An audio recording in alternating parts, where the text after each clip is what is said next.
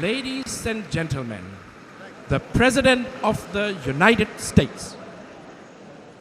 Myanmar Nangan Minglaba.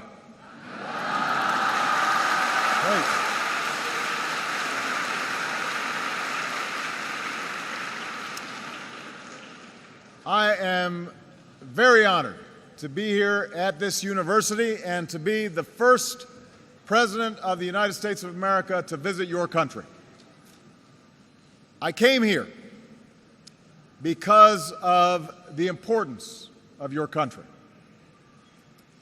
You live at the crossroads of East and South Asia. You border the most populated nations on the planet. You have a history that reaches back thousands of years and the ability to help determine the destiny of the fastest growing region of the world. I came here because of the beauty and diversity of your country. I've seen just earlier today the golden stupa of Shwedagon and have been moved by the timeless idea of metta, the belief that our time on this earth can be defined by tolerance and by love.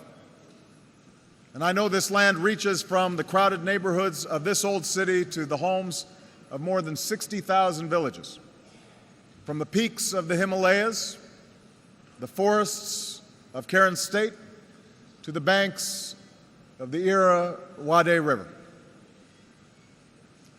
I came here because of my respect for this university.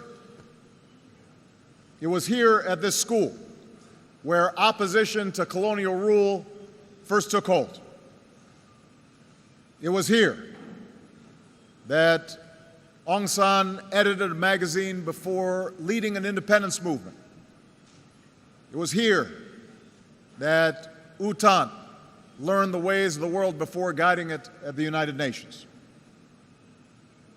Here, scholarship thrived during the last century, and students demanded their basic human rights. Now your parliament has at last passed a resolution to revitalize this university, and it must reclaim its greatness because the future of this country will be determined by the education of its youth. I came here because of the history between our two countries. A century ago, American traders, merchants, and missionaries came here to build bonds of faith and commerce and friendship.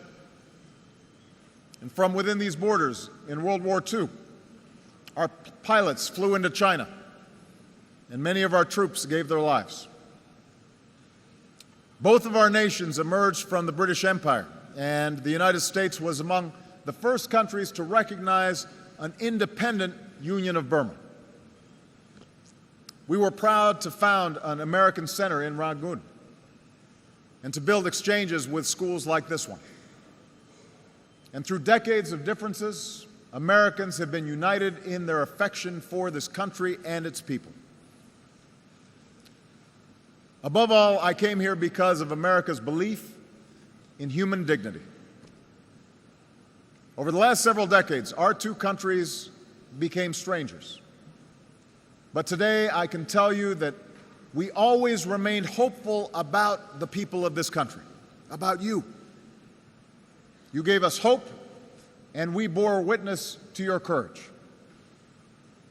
We saw the activists dressed in white visit the families of political prisoners on Sundays, and monks dressed in saffron protesting peacefully in the streets. We learned of ordinary people who organized relief teams to respond to a cyclone, and heard the voices of students and the beats of hip-hop artists projecting the sound of freedom. We came to know exiles and refugees who never lost touch with their families or their ancestral home. And we were inspired by the fierce dignity of Daw Aung San Suu Kyi, as she proved that no human being can truly be imprisoned if hope burns in your heart. When I took office as president, I sent a message to those governments who ruled by fear.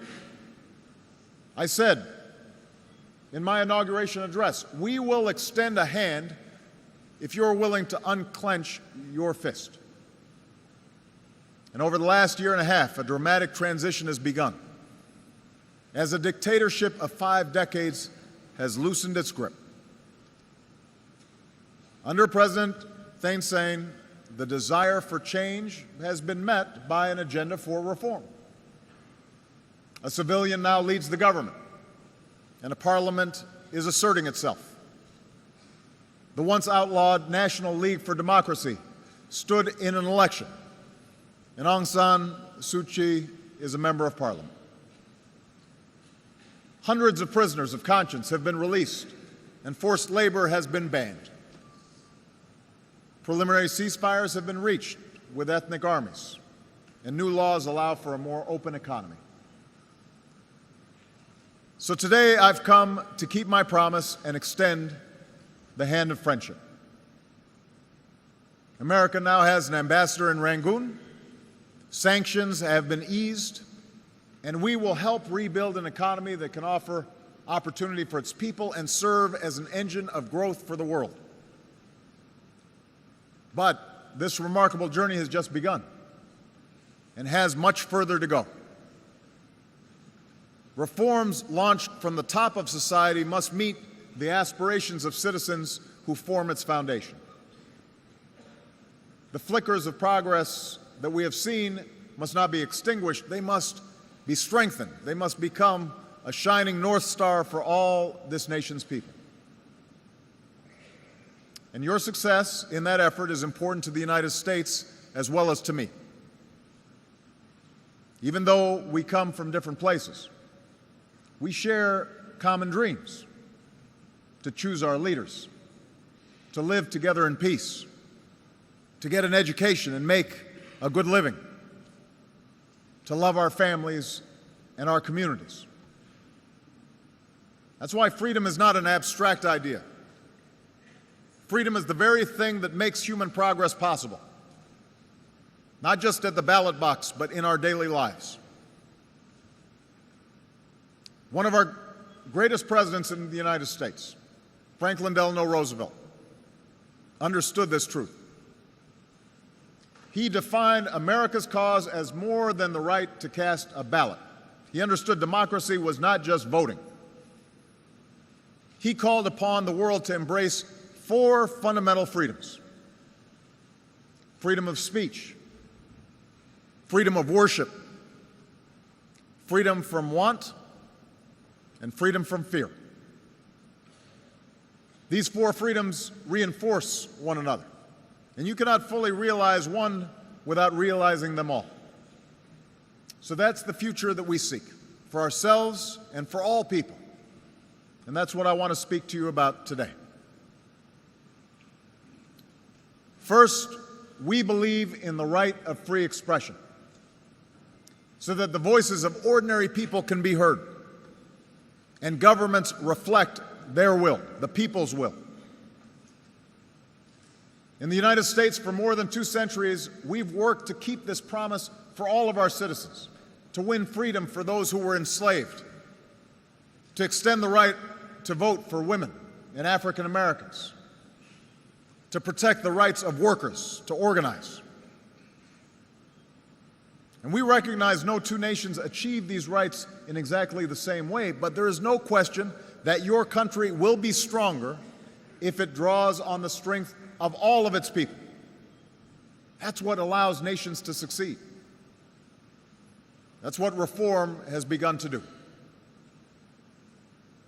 Instead of being repressed, the right of people to assemble together must now be fully respected. Instead of being stifled, the veil of media censorship must continue to be lifted. And as you take these steps, you can draw on your progress. Instead of being ignored, citizens who protested the construction of the Midstone Dam were heard. Instead of being outlawed, political parties have been allowed to participate. You can see progress being made. As one voter said during the parliamentary elections here, Our parents and grandparents waited for this but never saw it. And now you can see it. You can taste freedom. And to protect the freedom of all the voters, those in power must accept constraints. That's what our American system is designed to do. You know, America may have the strongest military in the world, but it must submit to civilian control. I, as the President of the United States, make determinations that the military then carries out, not the other way around. As President and Commander-in-Chief, I have that responsibility because I'm accountable to the people. Now, on the other hand, as President, I cannot just impose my will on Congress, the Congress of the United States, even though sometimes I wish I could. The legislative branch has its own powers and its own prerogatives, and so they check my power and balance my power. I appoint some of our judges, but I cannot tell them how to rule, because every person in America, from a child living in poverty to me, the President of the United States, is equal under the law. And a judge can make a determination as to whether or not I am upholding the law or breaking the law. And I'm fully accountable to that law. And I describe our system in the United States because that's how you must reach for the future that you deserve, a future where a single prisoner of conscience is one too many. You need to reach for a future where the law is stronger than any single leader because it's accountable to the people. You need to reach for a future where no child is made to be a soldier and no woman is exploited, and where the laws protect them, even if they're vulnerable, even if they're weak. A future where national security is strengthened by a military that serves under civilians, and a constitution that guarantees that only those who are elected by the people may govern. On that journey, America will support you every step of the way by using our assistance to empower civil society, by engaging your military to promote professionalism and human rights, and by partnering with you as you connect your progress towards democracy with economic development. So advancing that journey will help you pursue a second freedom, the belief that all people should be free from want.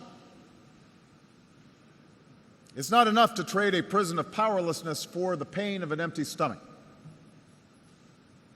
But history shows that governments of the people and by the people and for the people are far more powerful in delivering prosperity. And that's the partnership we seek with you. You know, when ordinary people have a say in their own future, then your land can't just be taken away from you. And that's why reforms must ensure that the people of this nation can have that most fundamental of possessions, the right to own the title to the land on which you live and on which you work. When your talents are unleashed, then opportunity will be created for all people. America is lifting our ban on companies doing business here, and your government has lifted restrictions on investment and taken steps to open up your economy. And now, as more wealth flows into your borders, we hope and expect that it will lift up more people. It can't just help folks at the top. It has to help everybody. And that kind of economic growth where everybody has opportunity, if you work hard, you can succeed. That's what gets a nation moving rapidly when it comes to development. But that kind of growth can only be created if corruption is left behind. For investment to lead to opportunity, reform must promote budgets that are transparent and industry that is privately owned. To lead by example, America now insists that our companies meet high standards of openness and transparency if they're doing business here.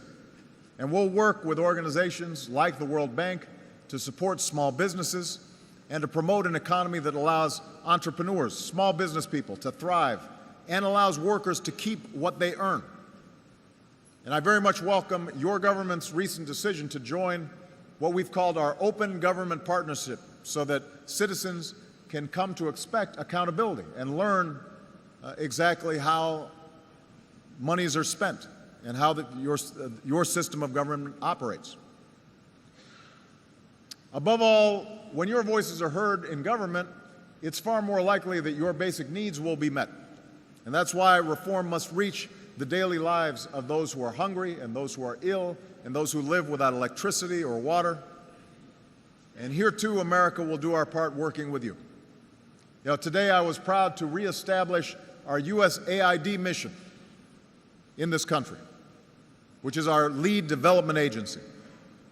And the United States wants to be a partner in helping this country, which used to be the rice bowl of Asia, to reestablish its capacity to feed its people and to care for its sick and educate its children and build its democratic institutions as you continue down the path of reform.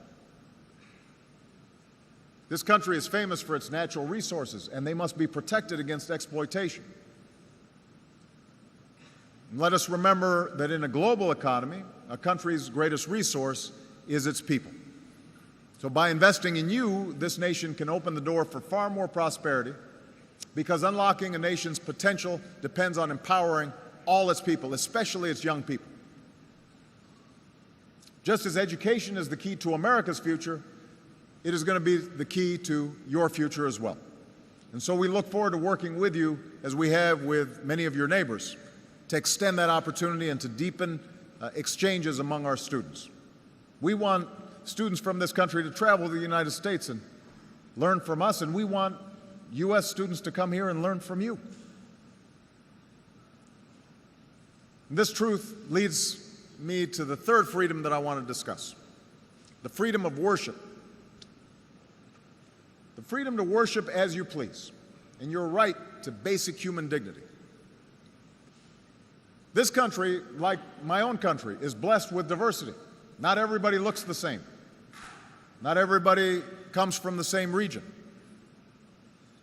Not everybody worships in the same way. In your cities and towns, there are pagodas and temples and mosques and churches standing side by side. Well over 100 ethnic groups have been a part of your story. Yet within these borders, we've seen some of the world's longest-running insurgencies, which have cost countless lives and torn families and communities apart and stood in the way of development. No process of reform will succeed without national reconciliation.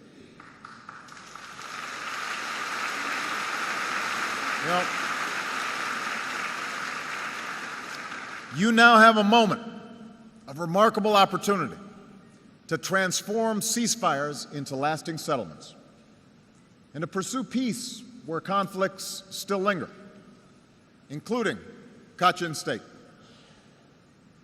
Those efforts must lead to a more just and lasting peace, including humanitarian access to those in need and a chance for the displaced to return home. Today we look at the recent violence in Rakhine State that has caused so much suffering, and we see the danger of continued tensions there. For too long, the people of this state, including ethnic Rakhine, have faced crushing poverty and persecution. But there's no excuse for violence against innocent people. And the Rohingya hold within themselves the same dignity as you do and I do.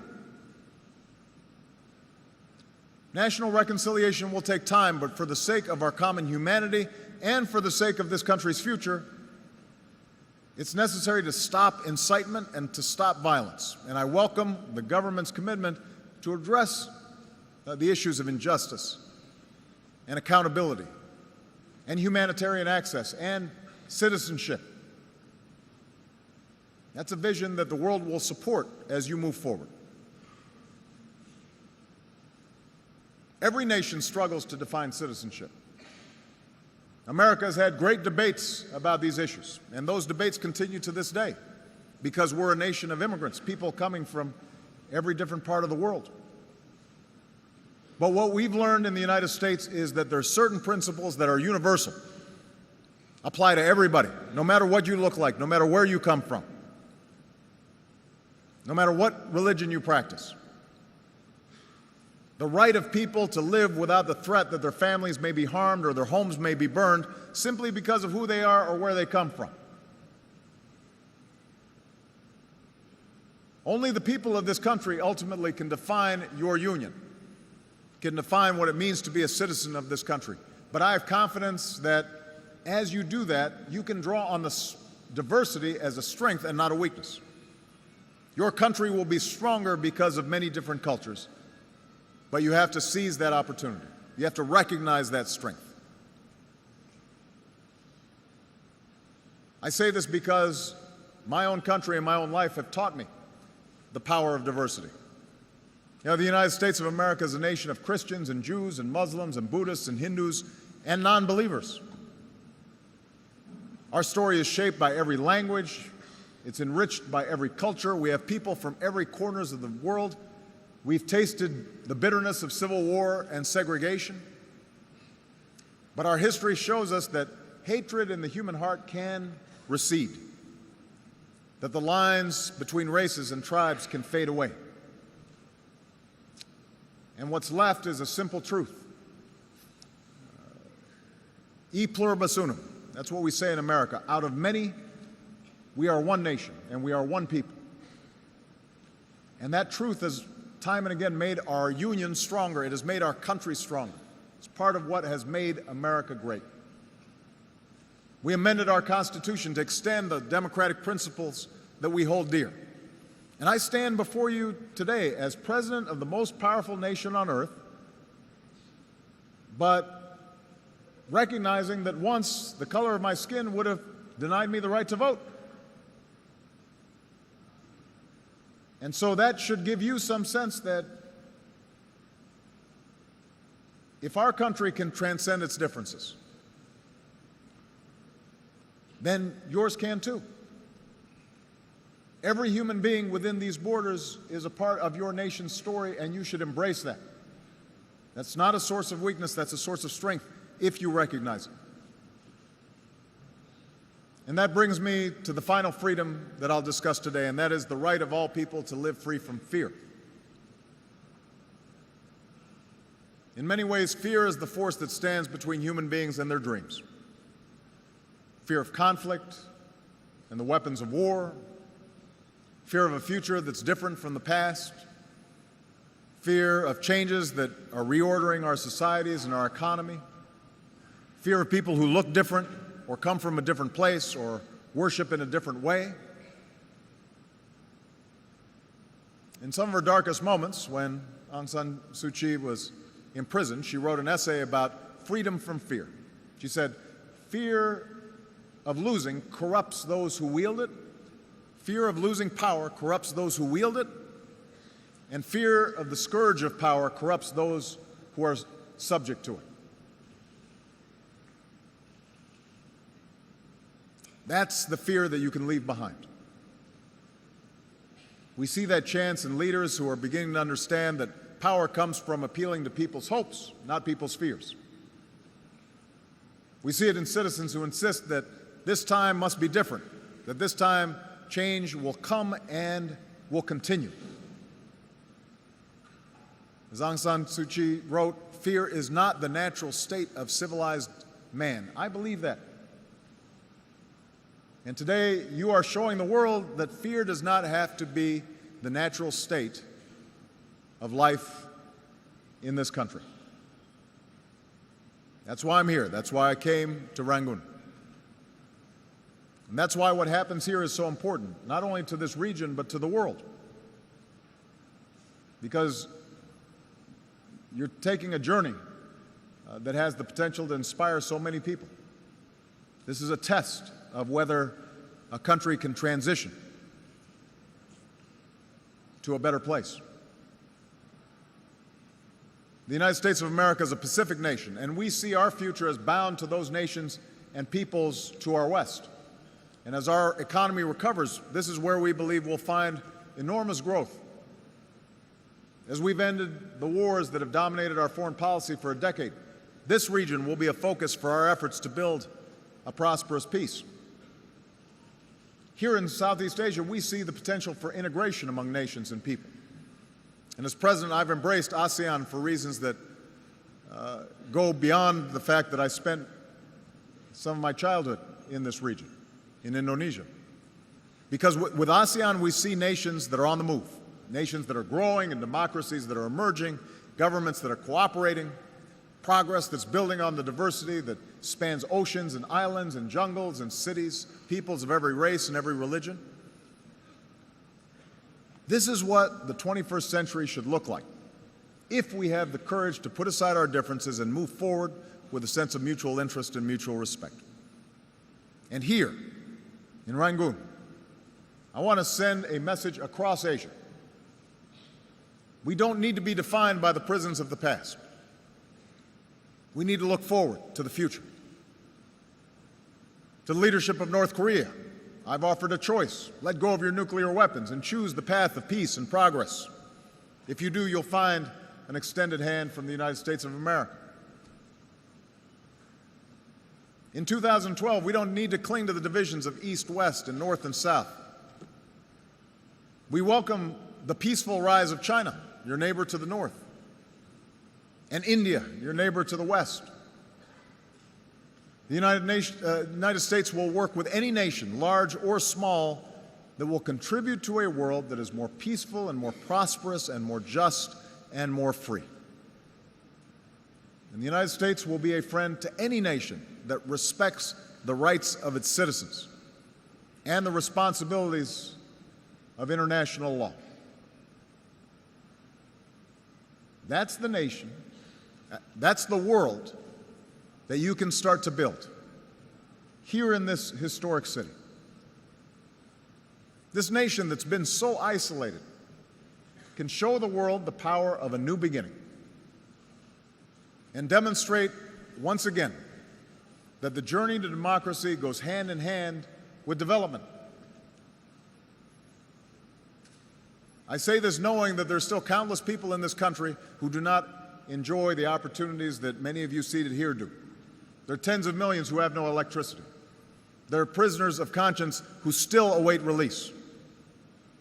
There are refugees and displaced peoples in camps where hope is still something that lies on the distant horizon. Today I say to you, and I say to everybody that can hear my voice, that the United States of America is with you, including those who have been forgotten, those who are dispossessed, those who are ostracized, those who are poor. We carry your story in our heads and your hopes in our hearts. Because in this 21st century, with the spread of technology and the breaking down of barriers, the front lines of freedom are within nations and individuals, not simply between them. As one former prisoner put it in speaking to his fellow citizens, politics is your job. It's not only for politicians. You know, we have an expression in the United States that the most important office in a democracy is the office of citizen. Not president, not speaker, but citizen.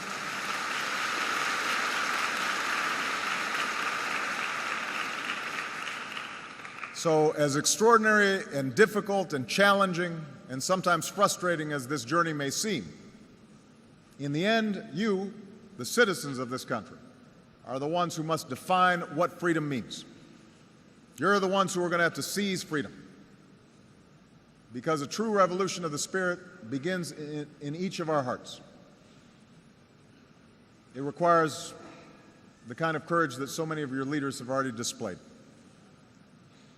The road ahead will be marked by huge challenges, and there will be those who resist the forces of change. But I stand here with confidence that something is happening in this country that cannot be reversed. And the will of the people can lift up this nation and set a great example for the world. And you will have in the United States of America a partner on that long journey. So, Jesutin Bade. Thank you. you.